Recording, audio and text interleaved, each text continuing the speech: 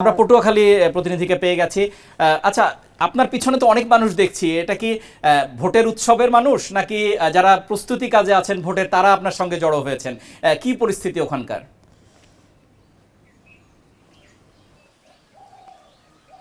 না, ভোটের যারা সাধারণ ভোটার রয়েছে তাদের পাশাপাশি এখানকে যে প্রার্থী রয়েছেন হাসান মামুন স্বতন্ত্র প্রার্থী, তার সমর্থকরা রয়েছেন। আমি জানাচ্ছিলাম সকাল থেকে পটুয়াখালী খবর, আমরা গতকাল রাতে পটুয়াখালী শহরে আসার পর থেকে কিন্তু পটুয়াখালীর ভোটের যে সর্বশেষ খবর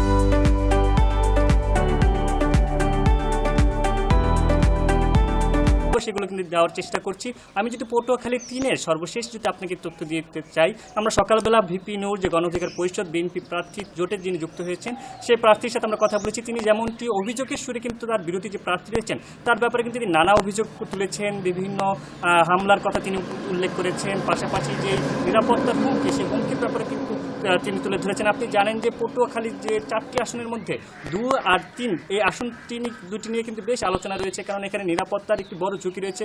এই পুরো পটুয়াখালীতে 513টি কেন্দ্রের মধ্যে কিন্তু 195টি কেন্দ্রেই কিন্তু ঝুঁকিপূর্ণ।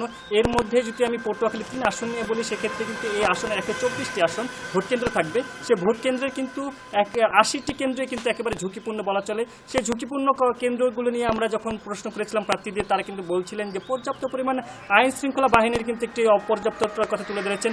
আমরা সকালবেলা যে অভিযোগগুলো পেয়েছি তার প্রেক্ষিতে আমরা বর্তমান যিনি রয়েছেন স্বতন্ত্র প্রার্থী তার কাছে চলে যাব, হাসান মামুন ভাইয়ের কাছে। তিনি কি বলবেন তার অভিযোগের ব্যাপারে এবং সার্বিক নিরাপত্তার ব্যাপার থেকে শুরু করে সার্বিক ব্যাপার নিয়ে তিনি তুলে ধরবেন। আগামীকালকে তো ভোটের কেমন নিরাপত্তা দেখছেন, ভোটারদের আগ্রহ কেমন দেখছেন? আপনারা জানেন যে এখানে 24-এর ছাত্র গণঅভ্যুত্থানের নাম ভাঙিয়ে একটি দলের প্রধান এখানে মনোনয়ন নিয়েছেন এবং তিনি বিএনপি সমর্থন নিয়েছেন, এটা ঠিক আছে, কিন্তু তিনি এখানে একটি অতিরিক্ত বাড়াবাড়ি করছেন। প্রথমত তিনি নির্বাচনের আচরণবিধি কখনোই মানেননি। সময় পার হয়ে গেল তার জনসভা চলে, সময় পার হয়ে গেল তার ক্যাম্পেইন চলে। আজকে সব জায়গায় ক্যাম্পেইন বন্ধ, আজকেও তিনি লোক নিয়ে গিয়েছেন, বিভিন্ন জায়গায় গণসংযোগ করেছেন, প্রচারণা করেছেন। তো প্রথমত সেগুলো তো আছেই, তার বাইরে তিনি যেটি করছেন হুমকি ধামকি এবং বিভিন্ন ধরনের মব সন্ত্রাস পরিচালনা করছেন।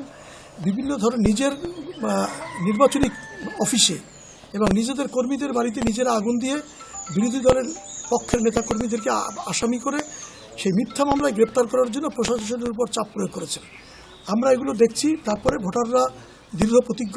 আমি আশাবাদ ব্যক্ত করছি গতকাল রাতে যেটি ঘটেছে সেটি খুবই আশঙ্কাজনক। সেটি হচ্ছে গলাচিপার সাহাপাড়ায় সনাতন ধর্মের হিন্দু নারীদেরকে অশ্লীল ভাষায় গালিগালাজ করা হয়েছে ট্রাক সমর্থকদের পক্ষ থেকে, তারা যেন ভোট কেন্দ্রে না যান। এখানে চিকনিকান্দি গজালিয়াতে সন্ত্রাস পরিচালনা করা হয়েছে রাতের অন্ধকারে। পটুয়াখালী প্রতিনিধিকে আমরা ধন্যবাদ জানাচ্ছি।